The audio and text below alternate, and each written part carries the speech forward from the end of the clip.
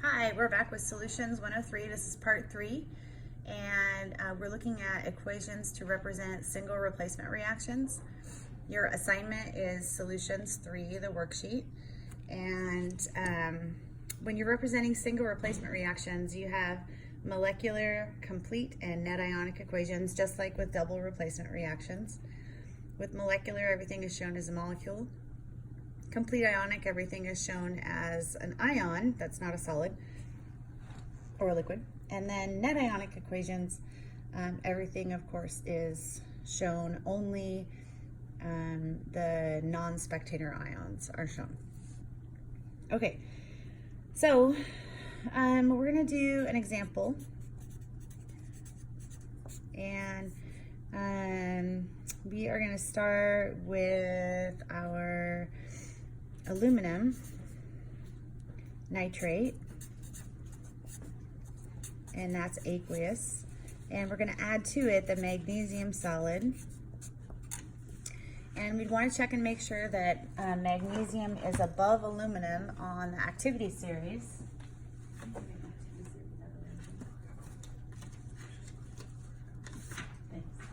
Okay, and so we'd look on here and we'd see that yes, magnesium is above aluminum, so we would expect for that replacement to occur. And so over here, we would get the magnesium nitrate,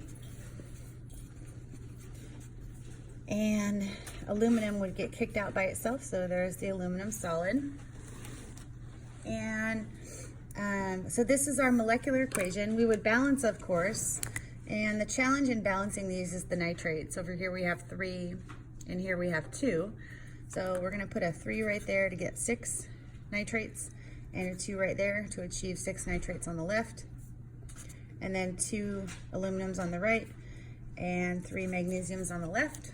So that gives us a balanced molecular equation. Everything again is shown as molecules. Okay, for complete ionic, we are going to go through and separate anything that is aqueous and ionic and show those as ions.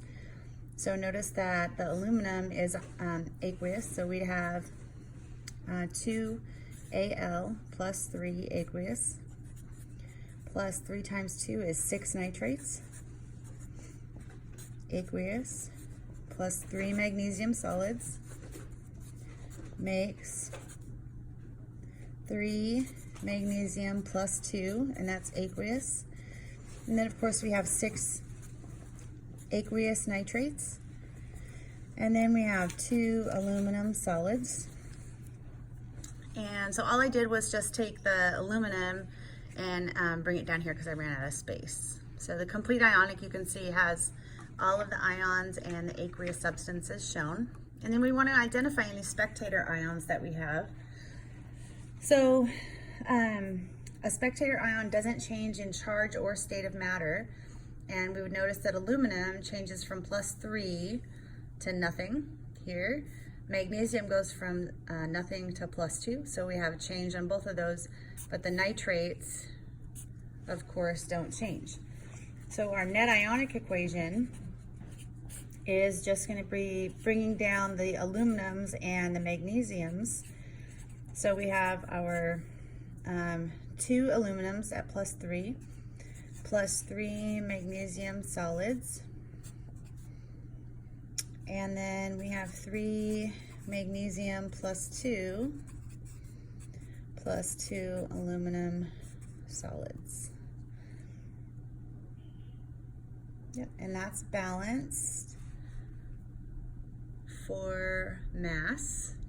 And then just as a practice, we want to assign our oxidation numbers to these as well. And aluminum is acting as a monatomic ion here, so the oxidation number for aluminum in this case is +3. The magnesium is in its elemental state, it's uncharged, so the oxidation state is 0. Here the charge on the magnesium is +2, so I'd say that the charge is +2, so the oxidation state is +2. And then the aluminum, the charge is neutral or 0, so we'd say the oxidation state is 0. Okay, So that's a really just a general example. I do want to talk about special circumstances. And that is when water is a reactant. And we learned a little bit about water on the activity series. And notice that these elements up top are active enough to replace hydrogen on both water and acid, while these guys replace on acid only. You could look at it that way. And we're going to do an example where one of the water molecules goes through a single replacement reaction. Okay, so let's start with maybe water as a reactant. Let's start with potassium as a solid, and it's reacting with liquid water. And we know that potassium is a metal that's active enough to replace hydrogen on water. So it stops right here. Potassium does replace on water. So the potassium is going to go after the hydrogen and replace one of the hydrogens. So over here, we're going to get, remember that this is HOH. So we lose one of these hydrogens, and then this hydrogen will pair up with the next hydrogen to give us H2. And that, of course, is going to be a gas. And then we would get KOH, aqueous. And then balancing this, we're going to need a 2 here, a 2 here, and a 2 there. So that would be our molecular equation. And then our net ionic equation, our complete ionic equation is still going to have the 2 potassium solids and the 2 H2O liquid. And notice that there's nothing here that's aqueous, so I'm not showing anything as an ion. And then we have H2 gas plus 2 potassium aqueous plus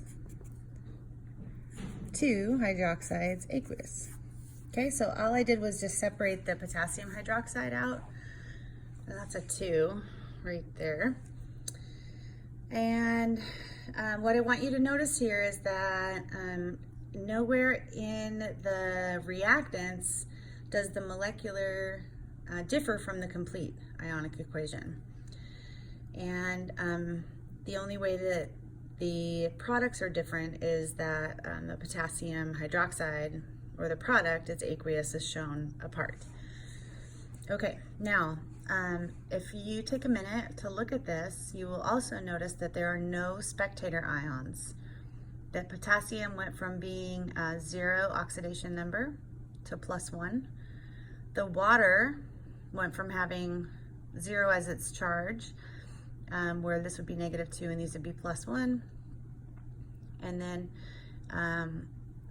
it changed into the hydroxide and the hydrogen.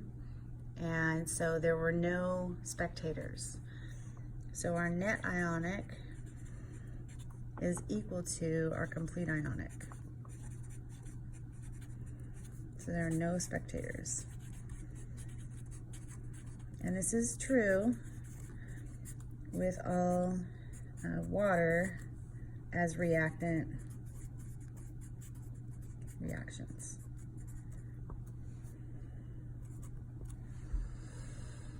Okay, and I think that is what we're going to do for today, and have a great weekend. Thank you. Bye.